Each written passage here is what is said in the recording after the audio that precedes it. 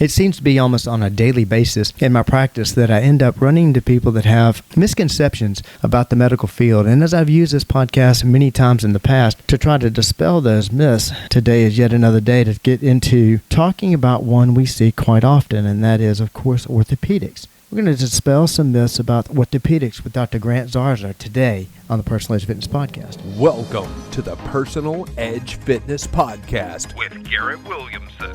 Health, wellness, exercise, nutrition, and a whole lot more.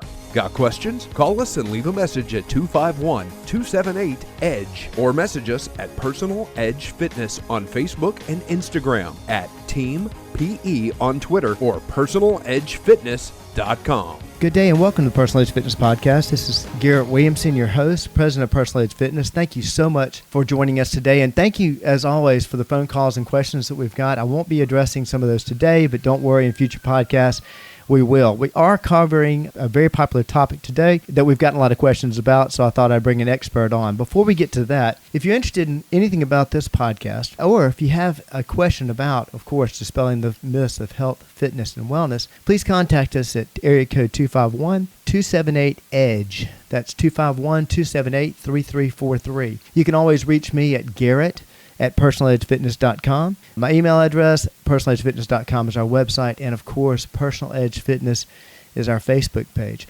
It's not unheard of that we see a lot of orthopedic issues. It's something that we work with a lot, and a lot of people are comfortable to come to us about it. But no matter what, after 22 years of business, we still have people that don't quite understand the orthopedic field. My guest today is going to help us dispel some of those myths and understand a little bit more of that. I'm so glad to welcome Dr. Garrett Zarzour to the show with Gulf Orthopaedics. Oh, thanks so much for having me, Garrett. I appreciate you being here. And the great thing is that he's been very clear about all this morning and very straightforward in speaking, so maybe he will even out this program. So we're going to get into finding out about Gulf Orthopaedics in a second. But first, Grant, how did you get involved in this? Well, orthopedics was kind of always my dream growing up. My dad was an orthopedic surgeon for a long time in this town. It was just a really neat profession to get to witness. You get to wake up every day and help people maintain their independence. We call it glorified carpentry. And that's a new one on me. Yeah, I believe that. But I tell people I skip to work. And so awesome. Very fortunate to be here at Gulf Orthopaedics. A new group started in July, but there are now 6 doctors working on a few more coming to join us as well. But we may be a new group, but we've got over 60 years experience taking care of this community, and we're real excited about elevating the level of care. Fantastic. That's awesome. And that's where I wanted to go to is talk about Gulf Orthopaedics. We've had orthopedics in Mobile for quite some time. As I've said many times on the podcast, I come from a medical family. I knew your dad, as a matter of fact. But you've got something different going on here. Tell me the difference. Well, our group, we're the only group in town that everyone has a fellowship. Everyone's fellowship trained or focuses on a subspecialty. Is that what fellowship basically is just focusing on a subspecialty? Right. So we go to 100 years of school, it seems like, after college. It's 10 years. You got medical school for 4 years. Then you have residency. That's an orthopedic general residency for 5 years.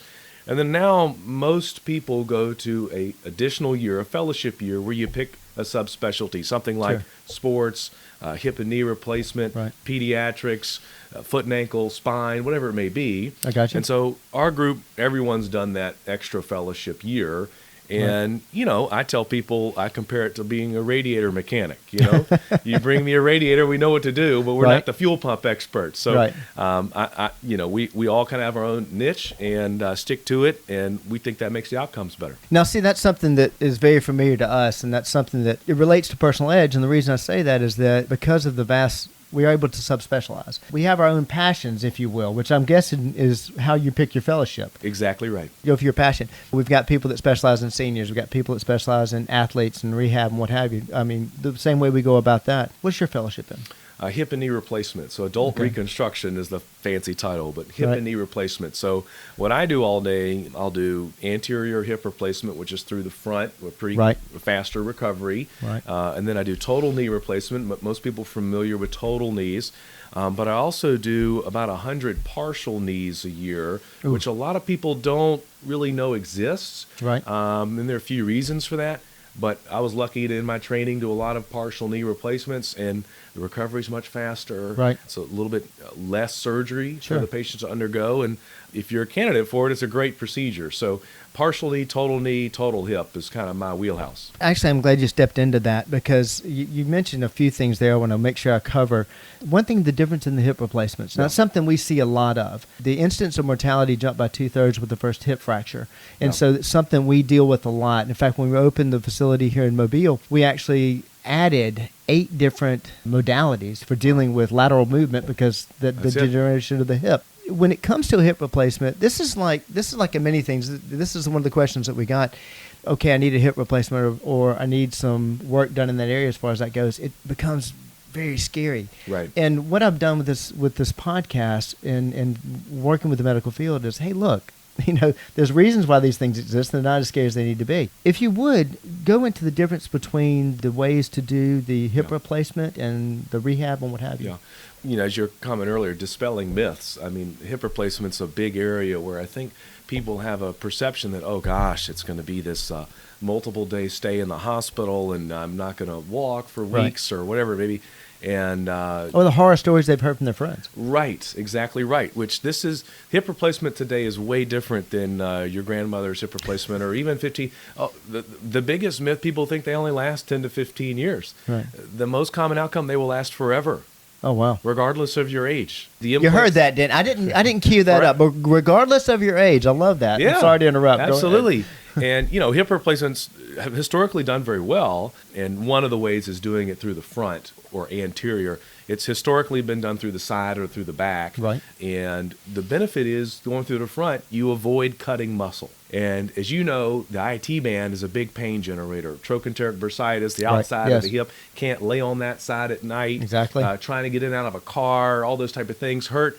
On a traditional hip replacement through the back, you slice right through the IT band.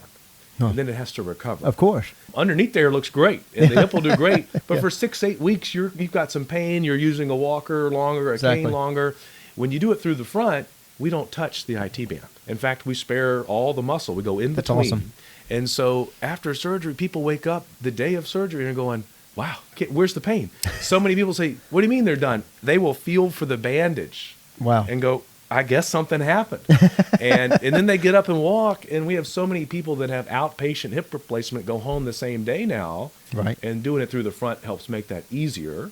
Our average length of stay for a hip replacement is 0.8 days. Oh, gosh, that's amazing. So, that's fantastic. If you don't leave the same day, you're leaving the next day. Right. And it's really a lot of fun. I think that's amazing, and that's where we see a lot of people. We do a lot of prehab. Oh, yeah. And a lot of times in that prehab, of course, we're doing strengthening around it so the recovery's better. But a lot of times what we're doing in that prehab is counseling. Oh, yeah. Many people come to us for prehab, and they're still in the back of their mind debating whether or not to have this procedure done. And so this is where we help dispel that myth. And preparing for it, understanding that is so important. I love the fact that going through the anterior doesn't mess with the IT band. So many people don't understand that problems in that area, in that hip area, can cause problems and pain in the knee. Absolutely. And they think that they've got a knee problem, whatever, and actually it's up in the hip. Right. And so if you're not messing with any kind of muscle when you're doing that, it's tremendous. I could spend that I'm a big fan of lateral movement. I'm a big fan of any work on the hip, and I'll spend all day on that. We will, I promise you, move on. So one of the biggest things we see is ACL tears. Right. MCL, ACL, this kind of things. Right. Typically ACL. Give us a little 411 on recovery from ACL surgeries, these kind of things, or anything that you can do to avoid that. As you transition, we're getting a little younger to ACL tear, from anterior hip to ACL in anterior hip. We're the only group that has anterior hip surgeons. So Dr. Granberry and I are the only two in town that do anterior hip. Oh, wow. But as you get to the younger age and talk about ACLs, we have a great sports partner, Clayton Lane, who is a wonderful sports doctor who does a whole lot of ACL reconstructions, but he also focuses a lot on prehab and prevention. Awesome. And so, that's also an outpatient procedure where you get that done through the scope, and you want a doctor who does a lot of them, who is subspecialized in that area, who, numbers equal success. More reps, better. The practice makes perfect, everything else. And so you want a doctor who's doing a lot of them. And so Clayton solely focuses on sports. So when he does an ACL reconstruction, you're going home that day, and you're starting rehab the next day. Fantastic. You're starting movement. And one of the big things, a big myth here, let's say you have an ACL tear, and you think, oh gosh, I got to fix this thing tomorrow. Well, as you know, you want to get the motion back first. Right. If you do an ACL tear and fix that the next day or within a week or so, people see a football player go down and they go, why haven't they had surgery? They can start recovering. They can come back to the field faster. They can come back. Actually, it makes it worse. You've got to get your motion back so that you prevent post-op stiffness. And if you operate on an inflamed, angry knee that's still recovering from the injury, it's going to be harder for the motion to get back after surgery.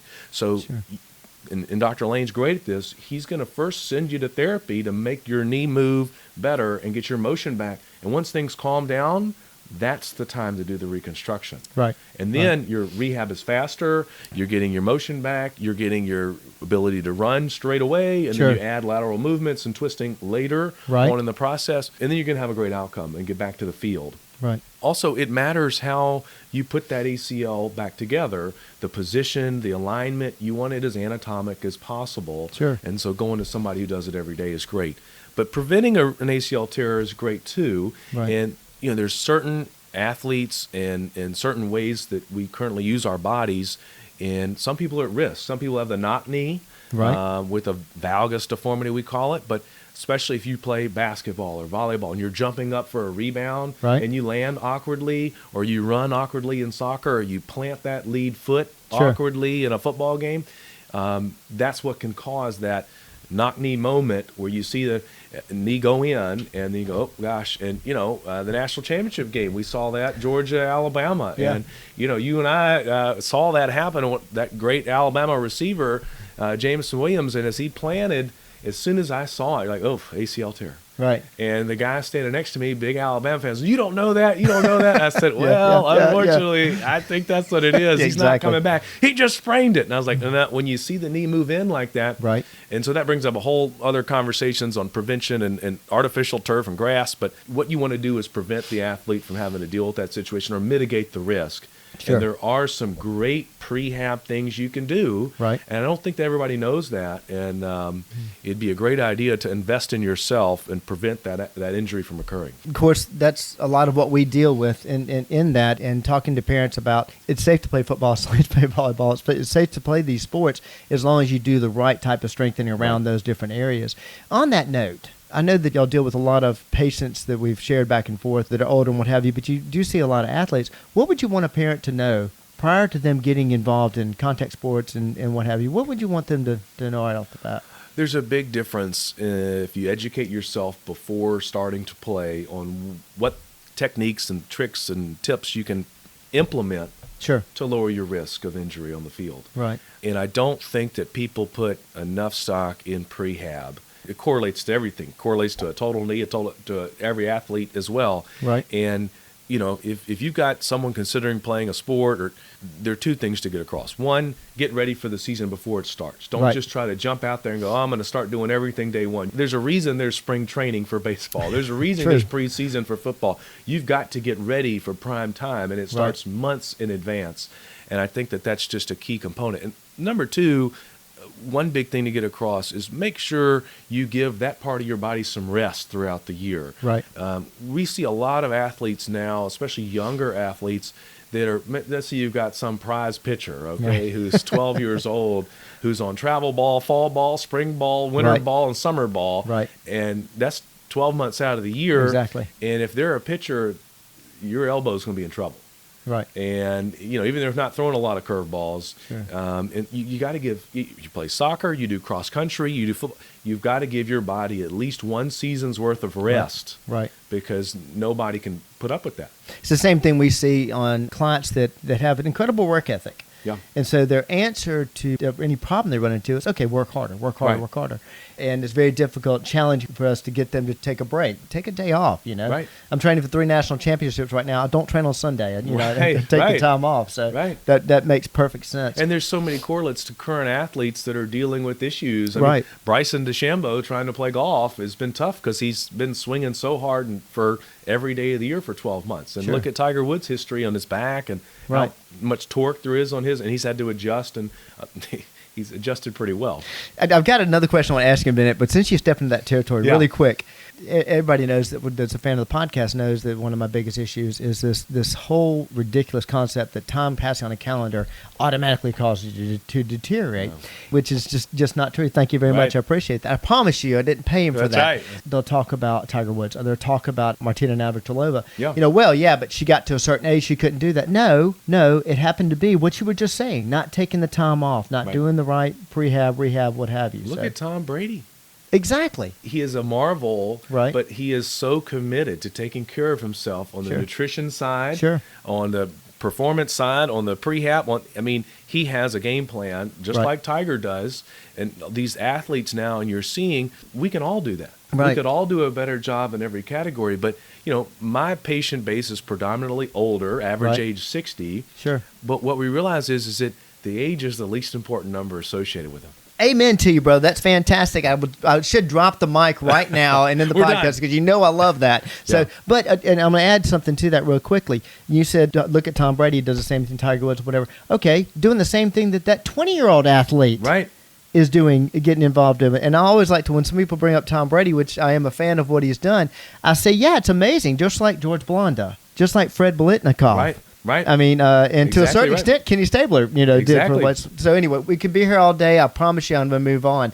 Something that I hear from my clients a lot. Yeah. They're afraid to go to the doctor for whatever reason, afraid to go to the doctor. And I've never understood that because coming from a medical family, my father's a physician, my brother's a physician. They weren't, my father wasn't an intimidating individual. My brother certainly isn't.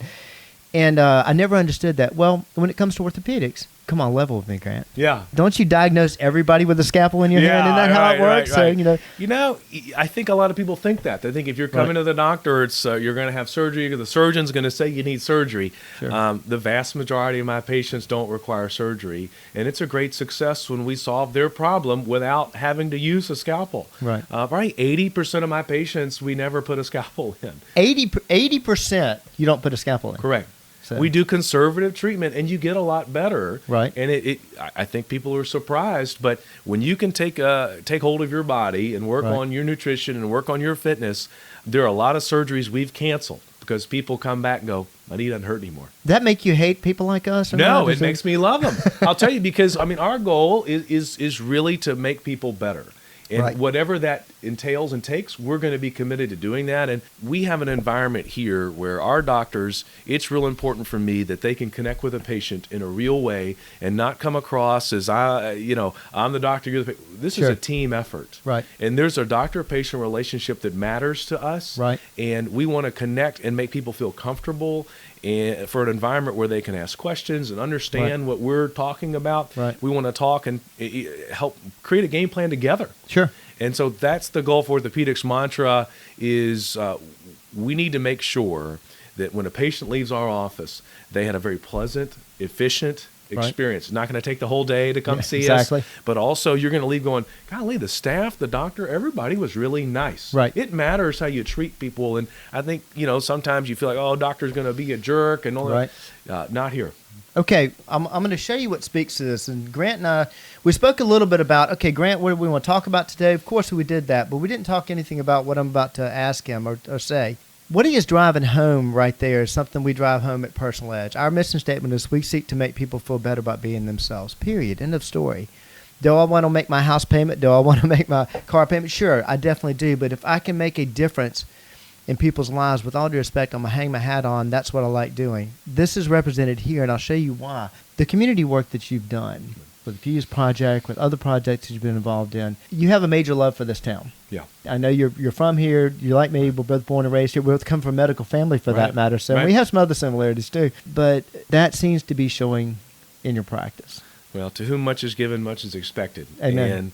And, I'm just a big believer in that. And, Fuse Project, been around 11, 12 years and created it from scratch and raised over $3 million. And our goal is to increase opportunity for low-income families who've, instead of, I was born with the ball and the tee set for me. Right. And other people have had curveballs in the dirt. And it's not their fault. It's just different sort of circumstances, and our goal is to increase opportunity. Right. And the same thing we want to do here at Gulf Orthopedics, we want to increase opportunity for people to get back to doing what they love to do and maintaining independence. And when I can have a father come to me and who I've done 2 hip replacements on who could not walk before, and he brings a picture of him walking his daughter down the aisle and said, you did this for me. Right. I mean, I don't need payment for that. That's all. My heart, my cup runneth over. Exactly. And period. So, period. I said I skipped to work, right, and I love every second of it, and we're going to keep that mantra going. It shows by the way you greet all the people in your office. I noticed that, which it's very genuine.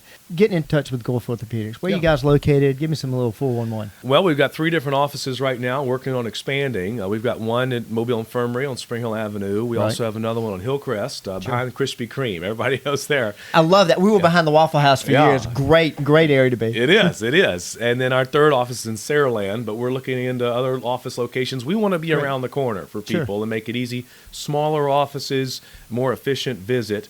But gulfortho.com is our website, and our phone number is at 251. It's 435-BONE. Great. So you can remember that pretty easily, and you can make an appointment online. Awesome. You actually don't have to talk to a human. Nobody likes talking to humans anymore. I understand, exactly. You can click a couple buttons and you've got an appointment with any of our doctors, and it's confirmed and everything else. So we want to make it easy and be around the corner, but we also really want to focus on providing the best care. Fantastic. And of course, we'll have all that. If you're watching this on social media, we've got all that listed there for you to get in contact with them. So real quick, somebody has a question. Somebody has, wants to know a little bit of information, whatever. Contact you through the website, I guess? Yeah, actually, we have a live chat on the website great. You can do that comes to us. You certainly can email, you certainly can call, and we have very knowledgeable staff, but we even have a live chat. So awesome. We have Facebook. You can go online and find us at Gulf Ortho, and we'll communicate that way, and we'll talk to a patient any way we can to start a process on getting them better. Wonderful. Grant, thank you so much for being on the show. I really appreciate you joining me today and learning a little bit about Gulf Orthopedics. And something I want to leave you with here is that so many people have different beliefs about why somebody gets into a profession. I was led to this as a passion. I was actually headed elsewhere in public relations and law field and what have you, and this is what I wanted to do. My heart was here. What a lot of people don't understand when it comes to the health profession and the time put in for the education, the diligent work it takes to set up a practice, to get involved. There's a passion that drives that. With your health professionals that are talented at what they do, there's a passion that drives that. And that passion always is, it's not to break something, it's to fix something. In the Hippocratic Oath, it says, first do no harm. This is why people get in this field. They're actually interested in helping you. So lower that bar of entry or that fear. This is why so many practices are opening up information pathways between patients and physicians, as Dr. Zarzour was talking about just a minute ago. Take that step. If you have any questions about any of those fields, please feel free to contact us at area code 251-278-EDGE. That's 251-278-3343. You can reach out to me at Garrett at personaledgefitness.com. You can also contact us via our website, personaledgefitness.com, or our Facebook page. Lowering the bar for getting involved with orthopedics or finding out information, just one more way we help you reach your level of wellness. Thanks for listening to the Personal Edge Fitness Podcast with Garrett Williamson. Subscribe now and be a part of the show by calling 251-278-EDGE or message us on Facebook and Instagram at Personal Edge Fitness or at Team PE on Twitter, and visit us at personaledgefitness.com.